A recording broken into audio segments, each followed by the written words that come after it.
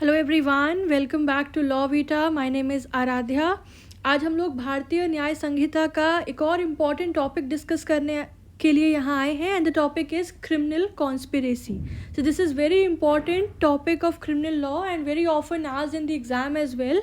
तो हम लोग इस कंसेप्ट को इसके लीगल प्रोविजन से लेके इसके हर एस्पेक्ट को कवर करेंगे along with the case laws of course and the related differences. ठीक है, तो मतलब इस टॉपिक को आप यहाँ से पूरी तरह से समझ कर ही आज जाने वाले हैं। तो सबसे पहले एक सिंपल सा सवाल उठता है कि अगर कोई क्राइम हुआ ही नहीं है, सिर्फ प्लान बना है, तो क्या तब भी उसके लिए पनिशमेंट हो सकती है, नहीं हो सकती है? तो नॉर्मली हम ये सोचते हैं कि क्राइम हुआ है तभी पनिशमेंट होगी, लेकिन लॉ ऐसा नहीं मानता है। आप ध्यान से सुनिए, जब दो या दो से ज़्यादा लोग मिलकर किसी क्राइम का प्लान बनाते हैं, एक कॉन्स्पिरेसी करते हैं, एक अग्रीमेंट करते हैं, तब लॉ उनको उस स्टेज पर भी पनिश कर सकता है। यही बात हम क्रिमिनल कॉन्स्पिरेसी में आज पढ़ने जा रहे हैं कि ज़रूरी नहीं है कि सिर्फ क्राइम जब एग्जीक्यूट हो जाए उसके बाद ही पनिशमेंट इम्पोज होगी। कॉन्स्पिरेसी की स्टेज पर भी, जब वो लोग आपस में उसका प्लानिंग कर रहे हैं, उस स्टेज पे भी वो पनिशमेंट वहाँ पे इम्पोज की जा सकती है, और इसी कंसेप्ट को कहते हैं क्रिमिनल कॉन्स्पिरेसी। तो क्रिमिनल कॉन्स्पिरेसी एक इनकोएट ऑफेंस है। यहाँ मेंशन किया है ना हमने that it is an inchoate offence. Inchoate offence का मतलब है क्राइम कंप्लीट होने से पहले ही पनिशेबल हो जाए। That offence is called inchoate offence, and criminal conspiracy एक इनकोएट ऑफेंस है which punishes the very agreement to commit the crime even before the crime is actually carried out। ठीक है, इसके पीछे का रैशनल क्या है, इसके पीछे का ऑब्जेक्टिव क्या है? ऑब्जेक्टिव यही है कि जो गलत लोग मिलके ऐसा क्राइम का प्लान बनाने जा रहे थे which is going to cause danger to the society, तो उसको उसके पूर्ण होने से पहले ही रोकना। ठीक है, the rationale behind criminalizing the conspiracy lies in the fact that the combination of minds to commit an unlawful act increases the potential danger to the society। ठीक है, भारतीय न्याय संहिता की बात करें, BNS की, तो इसमें सेक्शन नंबर 61 जो है वो क्रिमिनल कॉन्स्पिरेसी को डिफाइन करता है, और इसी का क्लॉज 2 इसकी पनिशमेंट प्रिस्क्राइब करता है। अर्लियर जो हमारा इंडियन पिनल कोड था उसमें ये सेक्शन 120A एंड 120B में कवर्ड थे। वहाँ पर दो अलग अलग सेक्शन थे। 120A में डिफाइन किया था क्रिमिनल कॉन्स्पिरेसी, और 120B में उसकी पनिशमेंट बताई गई थी। चलिए शुरुआत करते हैं लीगल प्रोविजन के साथ। तो डेफिनेशन 61 क्लॉज 1 में दी गई है। It states that criminal conspiracy is said to exist when two or more persons agree to do or cause to be done an illegal act, or an act which is not illegal by illegal means, an act which is not illegal by illegal means, then such an agreement is designated as a criminal conspiracy। तो law कहता है जब दो या दो से ज़्यादा लोग मिलकर अग्री करते हैं किसी इलीगल एक्ट को करने के लिए, या फिर किसी लीगल एक्ट को इलीगल मीन्स से करने के लिए। यहाँ दो अलग अलग बातें की गई हैं, ध्यान से सुने। पहला हम कह रहे हैं कि या तो वो लोग अग्री कर रहे हैं, अग्रीमेंट कर रहे हैं एक इलीगल एक्ट को करने के लिए, या फिर वो एक लीगल एक्ट को करने वाले हैं लेकिन इलीगल मीन्स से करने वाले हैं, तो ऐसा अग्रीमेंट कहलाता है क्रिमिनल कॉन्स्पिरेसी। सिंपल सी बात है।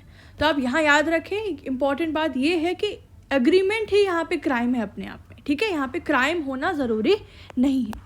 अब बहुत ही इंपॉर्टेंट यहाँ पे एक एस्पेक्ट आता है इसका प्रोवाइजो, जो सेक्शन 61 क्लॉज 1 के बाद आपको दिया गया है। Let's read it. It states that no agreement except an agreement to commit an offence shall amount to criminal conspiracy unless some act besides the agreement is done by one or more parties in pursuance of such agreement. देखिए यहाँ पे क्या कह रहे हैं, ये कह रहे हैं कि दो तरह की बातें हैं।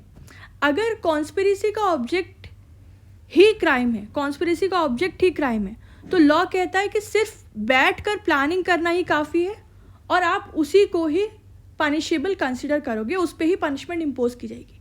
लेकिन अगर एक्ट खुद लीगल है और उसका सिर्फ तरीका गलत है, तो लॉ चाहता है कि आप कुछ ना कुछ प्रैक्टिकल स्टेप भी लीजिए, और इसी डिफरेंस को सेक्शन के एक्सेप्शन में बताया गया है। ये कह रहे हैं कि अगर आप जो अग्रीमेंट कर रहे हो वो एक ऑफेंस से जुड़ा हुआ है, देन इन दैट कंटेक्स्ट सिर्फ अग्रीमेंट इज सफिशिएंट। ठीक है, लेकिन if you are planning to do a non offence in an illegal way, then वहाँ पे ज़रूरी है दैट आप अलॉन्ग विद द अग्रीमेंट आप एक ओवर्ट एक्ट भी करिए। ठीक है, आई अज्यूम कि आप लोगों को ये दोनों बातें समझ में आ गई होंगी.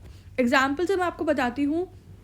फॉर एग्जाम्पल A, B और C बैठकर प्लान बना रहे हैं कि कल हम बैंक में रॉबरी करेंगे. तो क्या अभी रॉबरी हुई? नहीं.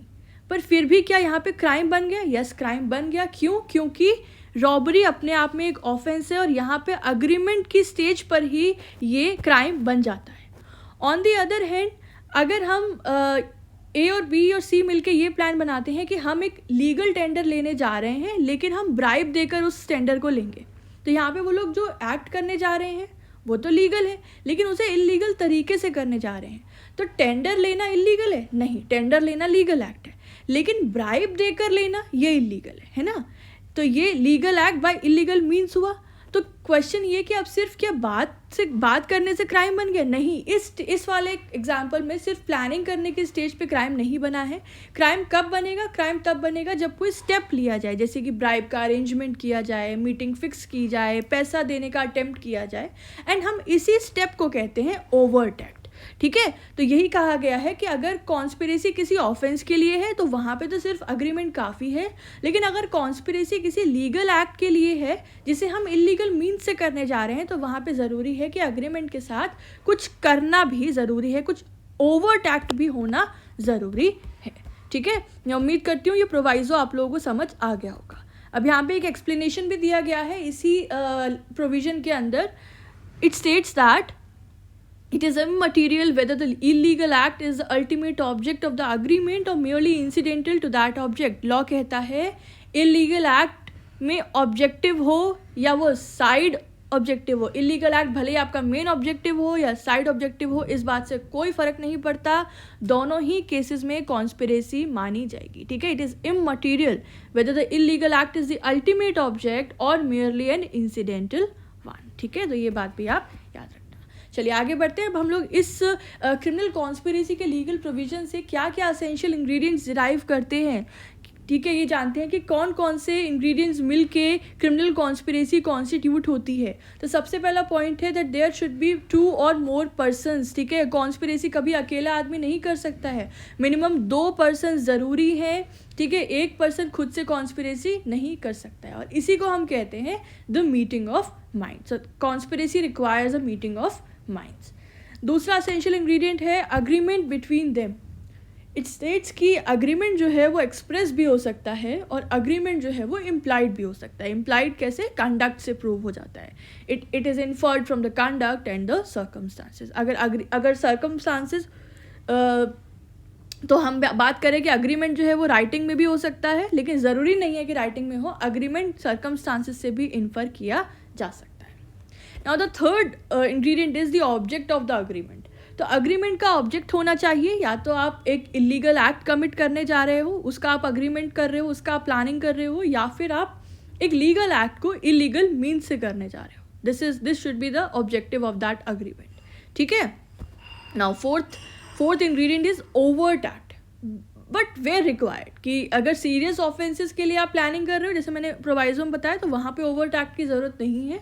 लेकिन अगर आप कोई लीगल एक्ट को या नॉन ऑफेंस को इलीगल तरीके से करने जा रहे हो, then in that case overt act is mandatory, जैसे प्रोवाइजो ने उसमें ऊपर बताया है. तो these are the 4 essential ingredients to form the offence of criminal conspiracy.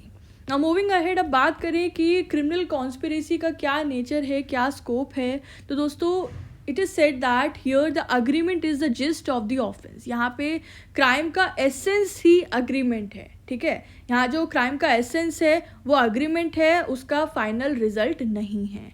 चाहे क्राइम हुआ हो या नहीं हुआ हो, कॉन्स्पिरेसी कंप्लीट मानी जाएगी. ठीक है. Actual commission of the crime is not necessary here. Agreement is the main gist of the offence. Another point is that it is the continuing offence. Means conspiracy तब तक चलती रहती है जब तक कॉन्स्पिरेटर्स जो हैं वो अपने प्लान को परस्यू करते रहते हैं. तो therefore we say that criminal conspiracy is a continuing offence. Third point is stating that it is hatched in the secrecy. तो देखिए, कॉन्स्पिरेसी याद रखना हमेशा सीक्रेसी में होती है ना. लोग एक आपस में एक बंद कमरे में प्लानिंग करते हैं कि उन्हें ये फलाना ऑफेंस कमिट करना है ना. So we say that this is always hatched in secrecy. Direct evidence तो मिलना बहुत ही मुश्किल है ना, बहुत ही रेयर ही होता है। इसलिए यूजुअली जो इसके प्रूव हैं वो डिराइव किए जाते हैं through the circumstantial evidences, through the conduct of the accused, or through the chain of events, right? So this is the nature and scope of criminal conspiracy. अब बात करें कि how the proof of conspiracy is derived, है ना, because we are saying that conspiracy are generally formed in secrecy. तो देखिए courts यहाँ पे डायरेक्ट प्रूफ एक्सपेक्ट नहीं करती है, ठीक है।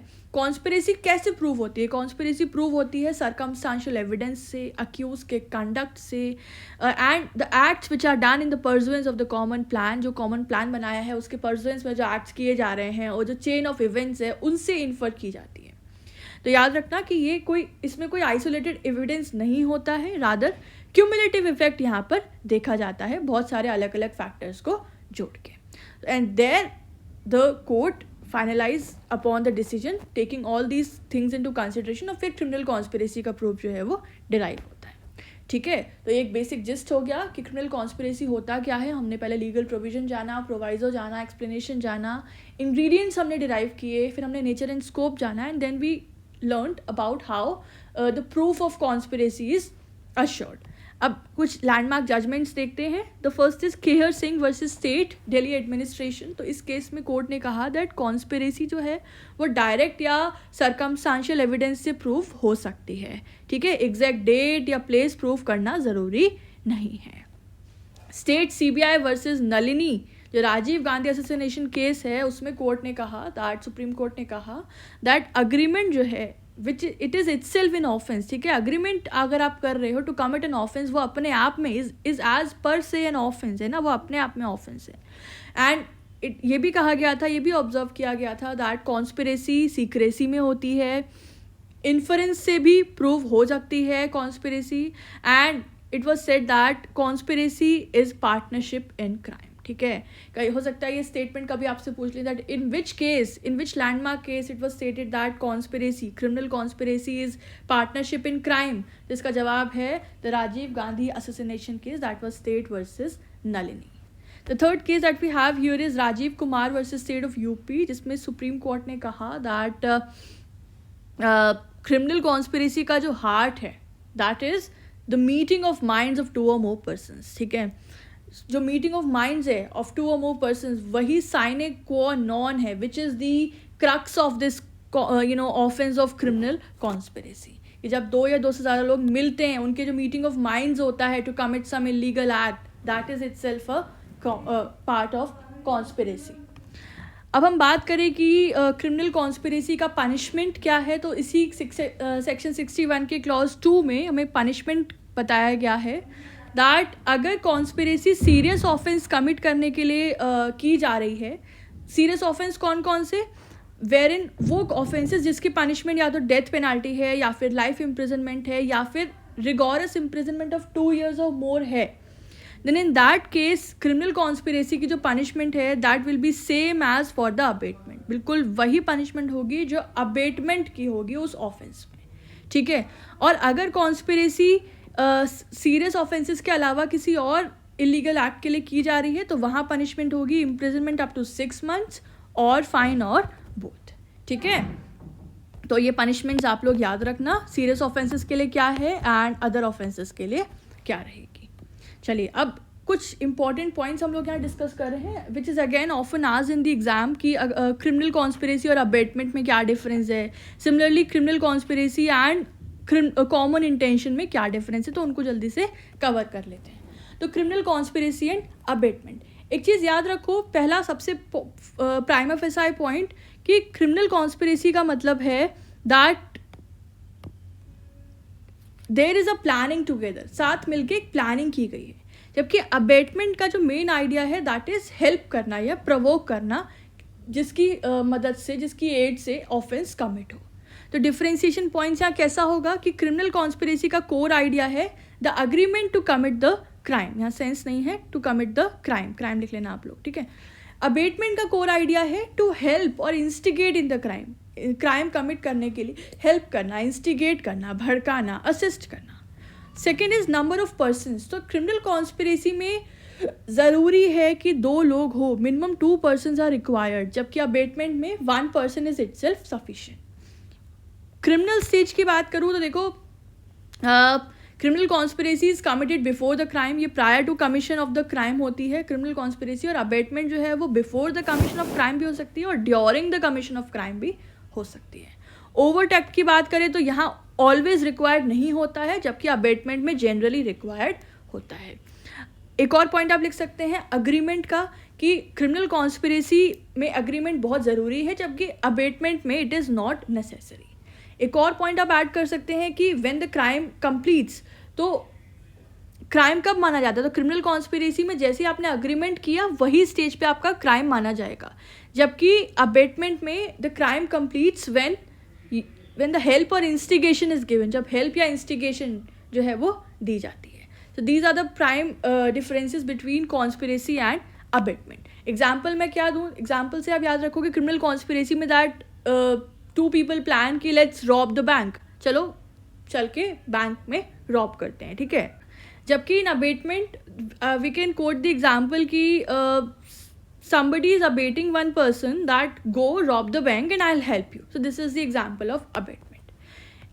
अब बात करें क्रिमिनल कॉन्स्पिरेसी और कॉमन इंटेंशन में क्या डिफरेंस है, तो देखो क्रिमिनल कॉन्स्पिरेसी में देर is a planning of commission of crime, plan हो रहा है क्राइम करने के लिए, जबकि कॉमन इंटेंशन में देर is a doing the crime together, जो लोग कर रहे हैं क्राइम वो लोग ने आपस में सबका कॉमन इंटेंशन है एंड वो लोग साथ में वो क्राइम को कमिट कर रहे हैं, ठीक है।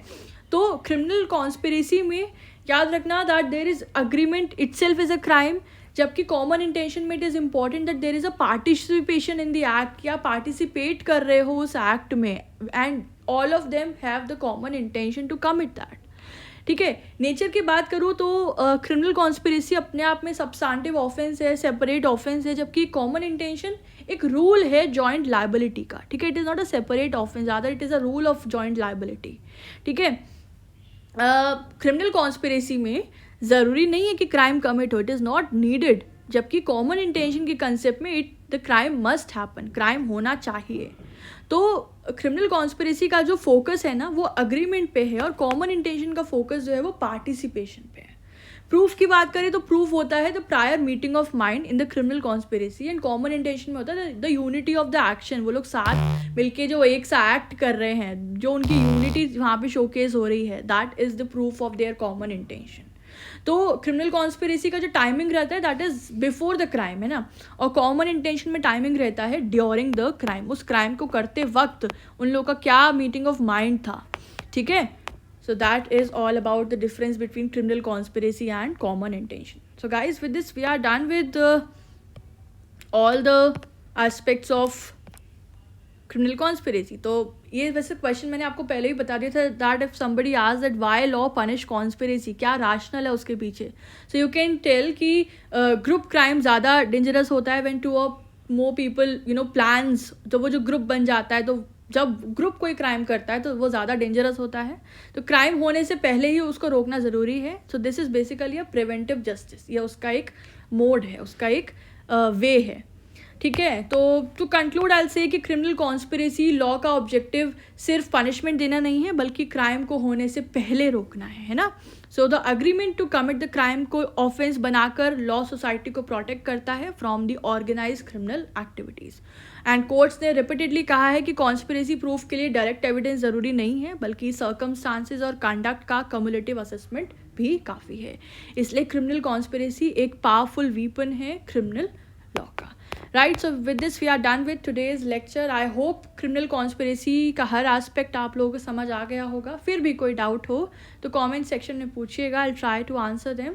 Thank you so much for watching, stay tuned with Law Vita for more such informative lectures. And अगर आपको इस सब्जेक्ट या किसी भी और सब्जेक्ट के नोट्स चाहिए, हैंड रिटन नोट्स चाहिए, तो आप हमारे इंस्टाग्राम पेज या ईमेल आईडी पे कांटेक्ट कर सकते हैं। डिटेल्स मैं डिस्क्रिप्शन बॉक्स में प्रोवाइड कर दूंगी। Thank you, have a good day.